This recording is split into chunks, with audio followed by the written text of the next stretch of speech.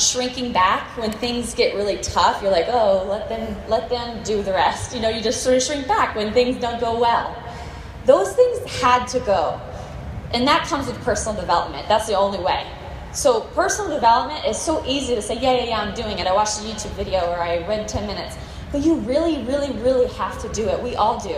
No matter where you're at in the business, you have to do personal development. So those things had to go. Self-doubt, all that stuff.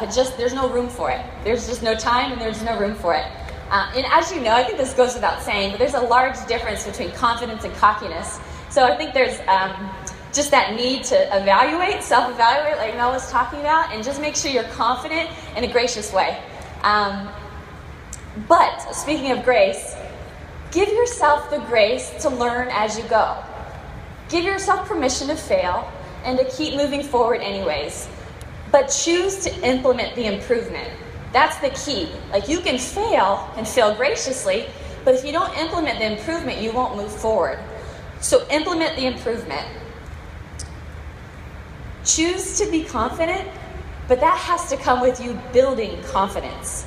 So, you know, there's this misconception, like, I think a couple people have said it already, that successful coaches have no bumps in the road. Well, here's a list of my common failures right there, or you don't have it on the screen anymore, but boring challenge groups, I've had plenty of those.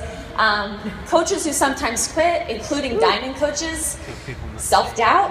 I didn't think I could get 5-star elite. Lindsay stayed, talking me through it the whole way. I did not think I could do it. Fitness backslide. All these things happen. You waste time. So there's no coach who's immune. It happens. But you know what? That doesn't mean that you're not good at this.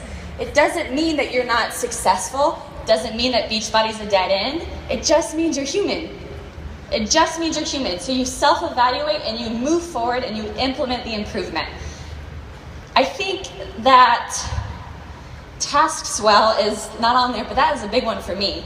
I think I learned that from Chalene Johnson. But task swell meaning you just put projects off so long that they become this huge big monster that you're scared to tackle. I do that all the time. So just identify the things that you're sort of dropping the ball with and then just improve. Just take one at a time and step forward. I believe that this is a choice to implement improvement, and it's a discipline that's often overlooked. And so I think day to day, week to week, we have to self-evaluate and see what can we improve upon. There's a challenge that I want to leave you guys with. I just want to challenge you to set your life up, your daily life and your weekly life up with things that will feed your confidence.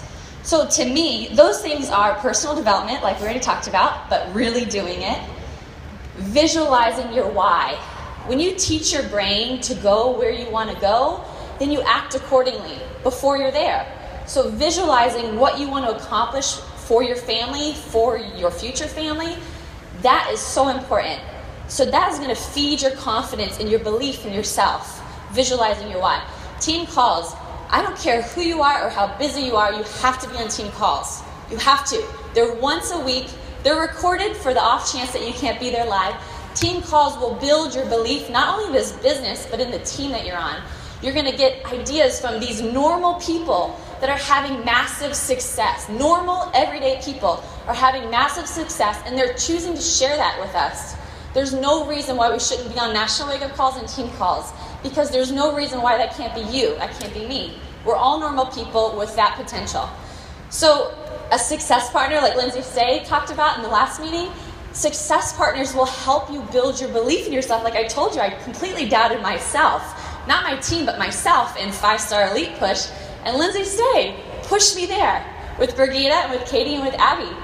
And so without them, I probably would have quit. You need a success partner that'll slap you around when you start to talk negative to yourself. And then lastly, follow a simple plan. Don't reinvent the wheel.